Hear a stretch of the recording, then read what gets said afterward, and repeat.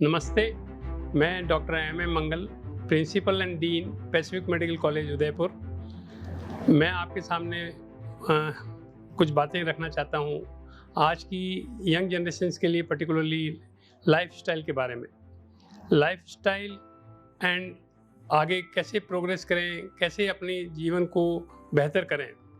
जीवन को बेहतर करने के लिए कोई शॉर्टकट नहीं है। उसके लिए 3 ही चीज़ें हैं कि आपको हार्ड वर्क करना पड़ेगा, आपको डिसिप्लिन में रहना पड़ेगा, आपको ओबीडियंस करनी पड़ेगी, आपको टाइम पंक्चुअलिटी करनी पड़ेगी। If you can manage your time, you can manage your life. If you do not manage your time, आप कहीं के नहीं रहेंगे। हर आदमी के पास में 24 आवर्स हैं और 24 आवर्स इतने ज़्यादा हैं कि अगर वो अपनी पंक्चुअलिटी मेंटेन करता है तो उसके पास में टाइम एक्स्ट्रा होता है। अगर वो पंक्चुअलिटी नहीं मेंटेन करता है तो उसके पास में टाइम की शॉर्टेज रहती है। जो काम पहले कबीरदास जी ने कहा ना, काल करे सो आज कर, आज करे सो अब, पल में पढ़ ले होएगी कब करेगा कल। तो आपको जो काम करना है वो आपको इमीडिएट करना है, टाइम की पंक्चुअलिटी करनी है।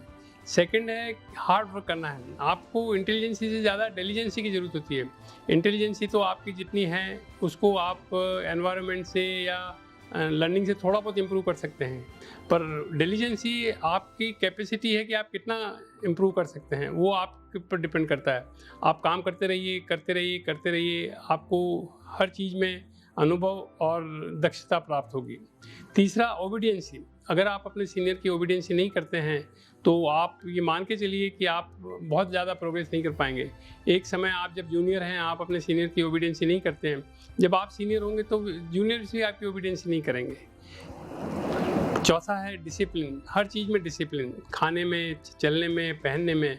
अगर आप किसी ऑफिस में जा रहे हैं, आप टी शर्ट में जा रहे हैं, चप्पल में जा रहे हैं, तो कहा ना किसी ने ज़िंदगी में एक आदमी को कैसे आप देखेंगे, how he has been dressed, how he addresses, उसने कैसा पहना हुआ है। पहला इम्प्रेशन तो उसका ड्रेस से, पहनावे से होगा।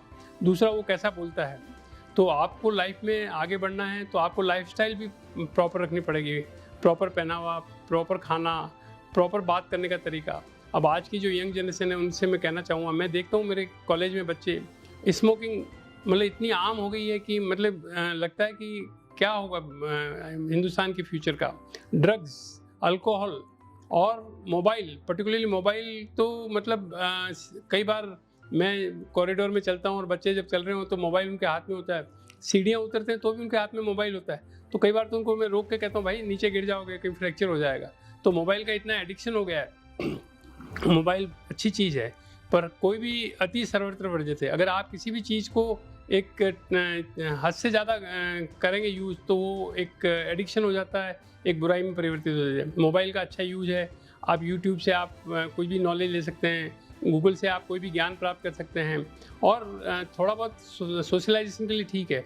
पर जो एडिक्शन हो गया मोबाइल का, ड्रग्स का, पर्टिकुलरली ड्रग्स तो इतनी कॉमन हो गई है कि यंग जनरेशन को मतलब समझना मुश्किल है कि वो कहाँ जाने वाली है। अल्कोहल एक सोशल स्टेटस हो गया। मैं आज ये कह सकता हूँ कि मैंने कभी अल्कोहल नहीं लिया, मैंने कभी स्मोकिंग नहीं की, मैंने कभी पान नहीं खाया। तो अगर आप अपने जीवन में चाह रहे हैं तो आपको इन सब चीज़ों को अगर शरीर को स्वस्थ रखना है तो वो कहते हैं ना, जैसा खाए अन्न वैसा होए मन।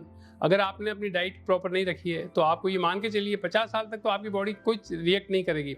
आप कितना भी अल्कोहल पिएं, कितने भी ड्रग्स लें, कितने भी स्मोकिंग करें, 50 साल तक तो बॉडी रिएक्ट नहीं करती। 50 के बाद में जैसे नहीं होता पहाड़ से एकदम गिरता है, उसी तरह से 50 के बाद में, 55 में तो पता लगा साहब उसको लीवर की प्रॉब्लम हो गई, उसको किडनी की प्रॉब्लम हो गई, उसको हार्ट की प्रॉब्लम हो गई। आजकल आप सुनते हैं यंग लड़के 30 साल के, 32 साल के, 34 साल के बच्चे हार्ट अटैक से डेथ हो रही है। मतलब जो हम जब पढ़ते थे तो ये सोचना भी मुश्किल था कि कोई 34, 35, 36, 40 साल का बच्चा, लड़का या बच्चा आएगा और उसको वो हार्ट अटैक, हम सोच भी नहीं सकते थे कि मतलब हम उसकी ईसीजी भी, मतलब पहले सर्जरी में 40 साल तक के बच्चे की तो हम ईसीजी करवाने की भी नहीं सोचते थे कि ईसीजी करवानी चाहिए। आज तो 10, 12, 15 साल, 20 साल का बच्चा आता है उसकी भी ईसीजी करानी पड़ती है, क्योंकि उनमें इतना स्ट्रेस हो गया है। लाइफ में पाने की बहुत अच्छी आदत है कि भी कुछ आपने अचीव करना है, पर अचीव करने के पीछे आप इतने स्ट्रेस में मत चले जाइए कि आपकी बॉडी ही ख़त्म हो जाए। ये मेरा यंग जनरेशन को है कि अपनी लाइफ स्टाइल में आप डाइट में कंट्रोल कीजिए। डाइट में आज की तारीख में पिज़्ज़ा, पास्ता और मतलब अब उसमें जो चीज़ है उसमें इतनी कैलोरी है। आज की जो ओबेसिटी है अब अगर आज 100 बच्चों को देखें तो 40-50 बच्चे मतलब ओवरवेट है। मतलब पहले की जनरेशन्स में ओवरवेट तो वर्ड ही नहीं था। हिंदुस्तान में बैरिस्ट्रिक सर्जरी का कोई नाम नहीं था। और मोटापे की जो समस्या उत्पन्न हुई है, ये पिज़्ज़ा पास्ता खाना से, ठीक है शौक से कभी खाइए, पर अब कई लोगों की तो आदत हो गई पिज़्ज़ा पास्ता में ही अपनी ज़िंदगी निकाल रहे हैं। हरी सब्जियां खाना, फ्रूट्स खाना, ये तो उनकी आउट ऑफ कोर्स हो गया। खाने के साथ में जब भी देखते हैं यंग जनरेशन को डाइनिंग टेबल पे जब भी बैठेंगे तो कोक की बोतल या पेप्सी की ग्लास उनके साथ होना ज़रूरी है। पानी की जगह वो पेप्सी पीते हैं, कोक पीते हैं। अब ये पेप्सी और कोक मतलब दे आर शुगर कंसनट्रेशन, इनमें इतनी हैवी शुगर्स हैं। जो भी शुगर आप लेंगे, जो भी कार्बोहाइड्रेट आप लेंगे, वो ultimately lipogenesis say that will be converted into the fat. और आपकी बॉडी के जो फैट सेल्स हैं उनके नंबर तो वही रहते हैं, पर जब उनकी साइज़ बढ़ जाती है तो उसको घटाना बहुत मुश्किल है। तो मेरा यंग जनरेशन से यही कहना है कि आप अपनी डाइट पे कंट्रोल कीजिए, अपनी वाणी पे कंट्रोल कीजिए, और एक्सरसाइज तो करते ही नहीं है। बच्चों को बैठे बैठे बिस्तर में पानी चाहिए, बिस्तर में चाय चाहिए। मतलब अगर उनको उठना पड़े तो उनको लगता है कि जैसे कोई बहुत बड़ा वो हो गया। मैं अपने जीवन से उदाहरण देना चाहता हूँ। मेरा जीवन का मतलब मैं प्रतिदिन every day I walk 10,000 steps. अगर मुझे शाम तक अगर 10,000 स्टेप नहीं होता तो लगता है कि आज जीवन में कुछ कमी रह गई है। आप अपना एम निर्धारित कीजिए, अपना गोल बनाइए कि मुझे 10,000 स्टेप्स करना है, 20, 25, 30 मिनट की एक्सरसाइज करनी है। योगा करते हैं तो बहुत अच्छी बात है, पर योगा नहीं भी करते हैं तो कम से कम आप ये जीवन का लक्ष्य रखिए 10,000 स्टेप्स। वो हमारे टीचर थे, वो कहा करते थे जिसकी जितनी मोटी कमर उसकी उतनी छोटी उम्र। तो आप अपनी कमर की साइज़ घटाइए तो आपकी उम्र बढ़ जाएगी। आपको, मैं तो मेडिकल प्रोफेशन से हूँ, फिर भी मैं कहना चाहूँगा कि आपको डॉक्टरों के, चिकित्सकों के चक्कर बच जाएंगे अगर आप अपनी डाइट में कंट्रोल करेंगे। आप थोड़ा सा वॉक करेंगे, एक्सरसाइज करेंगे, नियमित कीजिए। जिम में जाने की ज़रूरत नहीं है, जिम में 5-7 हज़ार रुपये पर महीने देने की ज़रूरत नहीं है। उदयपुर में तो फतेह सागर झील इतनी सुंदर है, उसकी पाल पे आप आधा घंटा सुबह, आधा घंटा शाम को घूमिए। और अगर आपके पास कहीं कोई जगह नहीं है तो आप अपनी छत का उपयोग कीजिए, आप उस पर आराम से वॉक कर सकते हैं। अपने किसी कलीग के साथ वॉक कीजिए। अगर आप मेडिकल स्टूडेंट हैं तो कोई जो सब्जेक्ट पढ़ा हुआ है वो अपने कलीग के साथ डिस्कस करते हुए वॉक भी हो जाएगी आपकी, और आपका रिवीजन भी हो जाएगा।